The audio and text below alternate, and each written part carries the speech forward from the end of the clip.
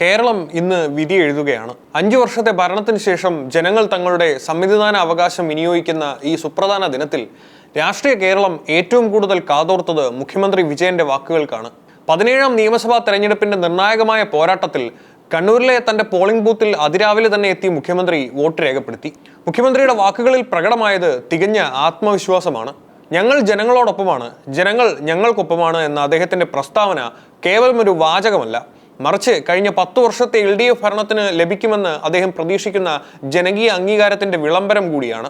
ഈ തെരഞ്ഞെടുപ്പ് കേരളത്തിന്റെ ഭാവി നിർണ്ണയിക്കുമെന്നും വികസന തുടർച്ചയ്ക്കായുള്ള ജനവിധി ആയിരിക്കും ഇതെന്നും അദ്ദേഹം മാധ്യമങ്ങളോട് പറഞ്ഞു.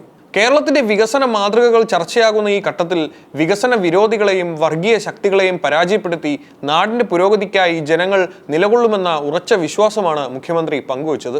മുഖ്യമന്ത്രിയുടെ ഈ വാക്കുകൾ കേവലം ഒരു രാഷ്ട്രീയ പ്രതികരണം മാത്രമല്ല, മറിച്ച് വരാനിരിക്കുന്ന 5 വർഷത്തെ കേരളത്തിന്റെ ദിശയെക്കുറിച്ചുള്ള ഒരു വലിയ സൂചന കൂടിയാണ്. വികസനവും ക്ഷേമവും മുൻനിർത്തിയുള്ള ഭരണ തുടർച്ചയ്ക്കായി ജനങ്ങൾ വോട്ട് ചെയ്യുമെന്ന LDFന്റെ പ്രതീക്ഷകൾ എത്രത്തോളം യാഥാർത്ഥ്യമാകുമെന്ന് ഇനി മണിക്കൂറുകൾക്കകം നമുക്ക് അറിയാൻ സാധിക്കും.